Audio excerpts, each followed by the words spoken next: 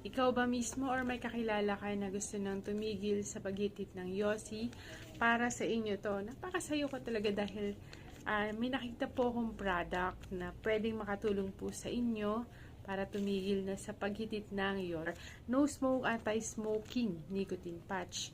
Ang isang sachet ay meron na po siyang 5 pirasong patch. Ito, ganito po itsura niya guys. 5 ganito na yung meron sa isang sachet. 1, 2, 3, 4, 5. So, 14 mg po per patch. Ano yung 14 mg? Ito po yung nicotine content po niya.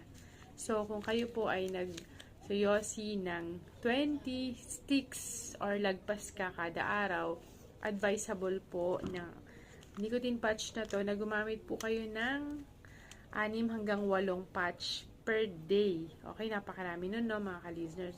So, sticker po yan, no? Sticker. Kung halimbawa, 6 patches a day, so every 4 hours, magpapalit po kayo, okay, ng patch. Pwede nyo po idikit dito sa inyong braso, dito, o kaya dito sa atin pong wrist, pwede rin dito sa ating dibdib, at kung saan pa. I-rotate nyo lang po para hindi mamula yung inyong balat.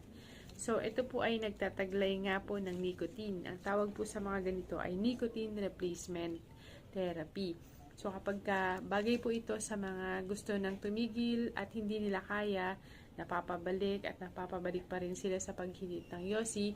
So, mahalaga na gumamit po kayo nito para meron pa ring supply ng nicotine sa inyong dugo. Okay, kunyari dito, meron pa ring supply ng nicotine sa inyong dugo kahit hindi na kayo nag-yosi. And then, kapag 20 sticks per day, mahigit ang hinihitit nyo, so napaka-advisable na gumamit po kayo ng 6 hanggang 8 na ganito per day. Okay?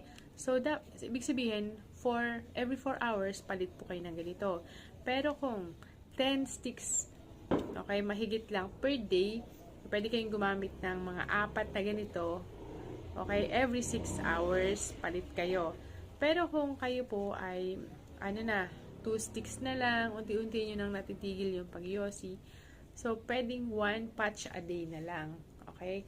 Paggising nyo sa umaga, okay, magdikit po kayo ng isang ganito. Okay? Okay, buong araw na po yun. Then, bago kayo matulog sa gabi, tanggalin nyo po. So, nakakatulong po ito. Hindi ito pang matagalan, mga ka-listeners, ha. Ito yung nakakatulong para mabawasan yung kagustuhan mo sa paninigarilyo. Di ba ang ganda? At saka po, mababawasan yung bilang ng yosi mo everyday hanggang sa maging 0 na or wala na